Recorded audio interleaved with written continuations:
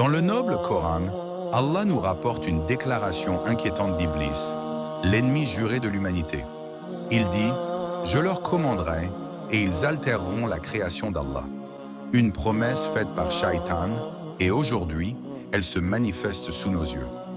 Ce verset nous enseigne une chose profonde. L'objectif d'Iblis n'est pas seulement de détourner les hommes du droit chemin, mais de les pousser à aller contre la nature même qu'Allah leur a donnée.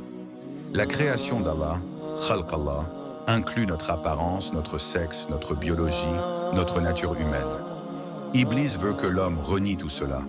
Il ne veut pas seulement qu'on désobéisse à Allah, mais qu'on refuse même d'être ce qu'Allah a voulu qu'on soit. Regarde le monde occidental aujourd'hui.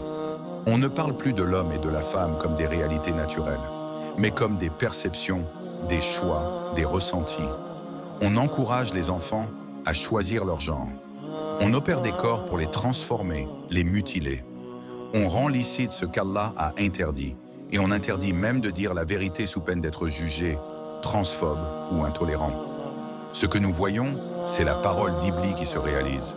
Je leur commanderai et ils altéreront la création d'Allah. Shaitan manipule. Il utilise des slogans de liberté, des discours d'acceptation et des arguments émotionnels pour justifier une rébellion claire contre le Créateur. En tant que croyants, nous devons rester fermes. Nous ne méprisons pas les personnes, mais nous ne validons pas le faux. Nous avons de la compassion pour ceux qui sont perdus, mais nous ne les suivons pas dans l'égarement. Nous devons éduquer, éclairer et rester fidèles à ce qu'Allah nous a révélé. Notre rôle n'est pas de suivre la majorité, mais de suivre la vérité.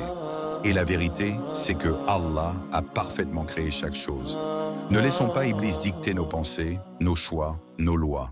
Restons fidèles à la nature qu'Allah nous a donnée.